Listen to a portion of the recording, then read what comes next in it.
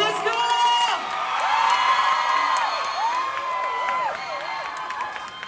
How's my performance? Do you like that? Parang mahina. Do you like that? Woo!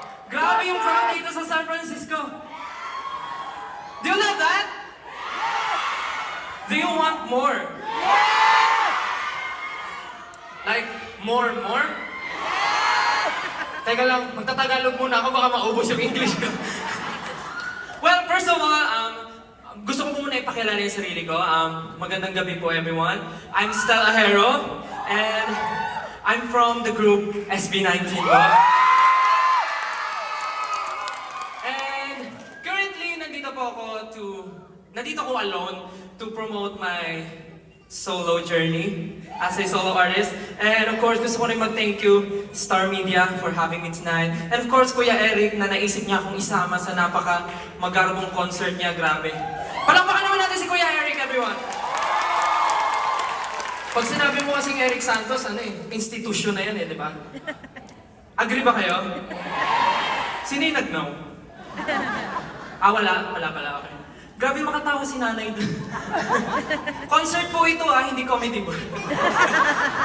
Well, I'm very happy na I get the chance to perform in this kind of, big stage. For me, this is a big stage because bagong artist lang po ako.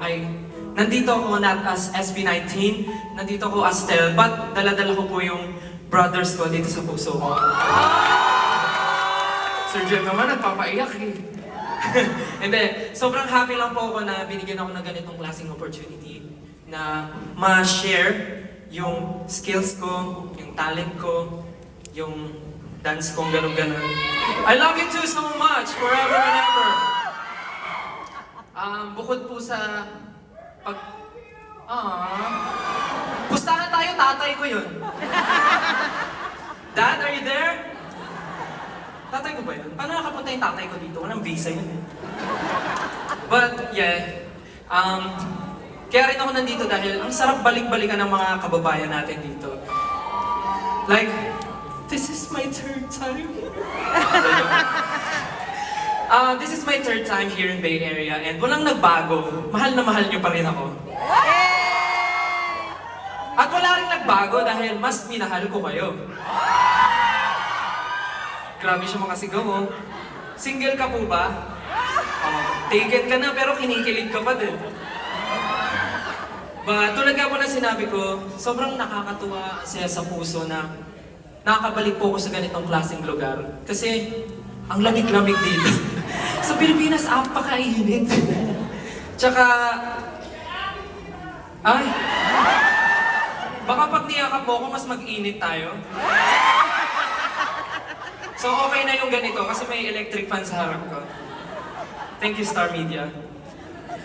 Di ako natutuloy sa sinasabi ko kasi ang daming...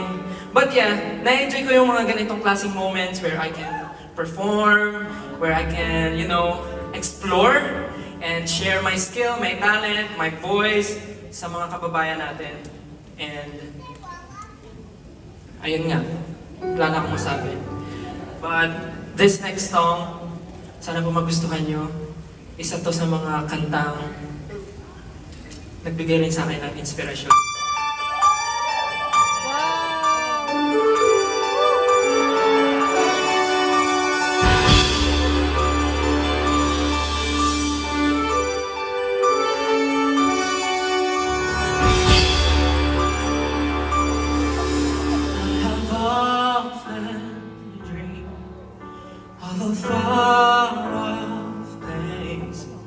Where a hero's welcome would be waiting for me.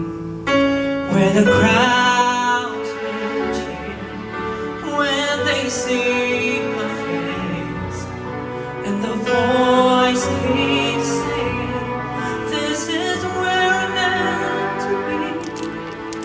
I'll be there someday. I can go the distance, I will find my way.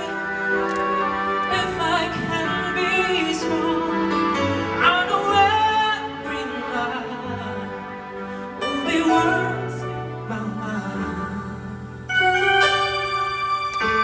go the distance, I'll be right below.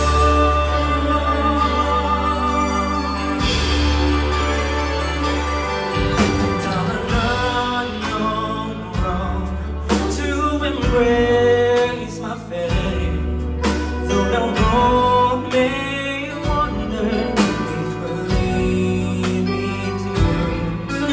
And 1,000 years would be worth the pain. But somehow I lifetime and somehow see it through. And I won't look back. I can go the distance and I'll stay on track. No, I won't accept defeat. It's enough, and I won't lose hope till I go the distance. And my journey is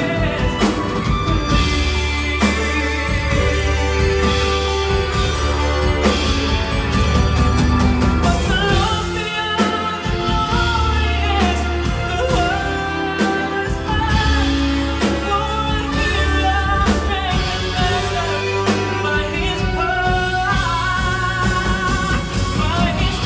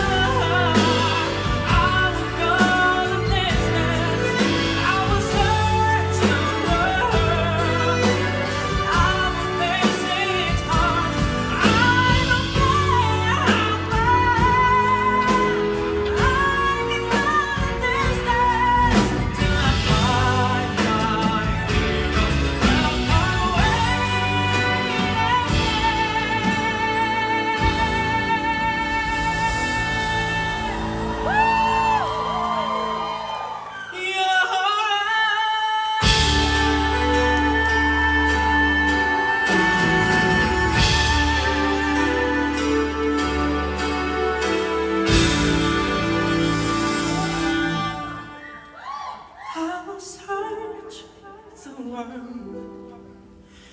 I will face its arms till I find my heroes will come waiting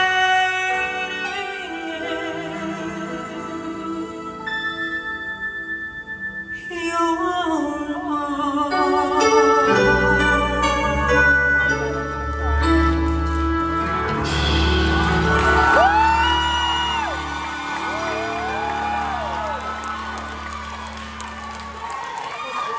Maraming salamat po.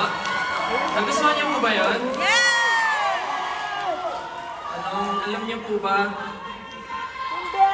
Alam niyo po ba, sobrang thankful and sobrang blessed po ako dahil napakaraming blessings and opportunities yung dumadating po sa akin. And of course, kabit din po nun yung opportunities for us as B19. Dahil sa totoo lang po, hindi naman po namin maabot to kung hindi dahil sa inyo. Sino ba 18 dito?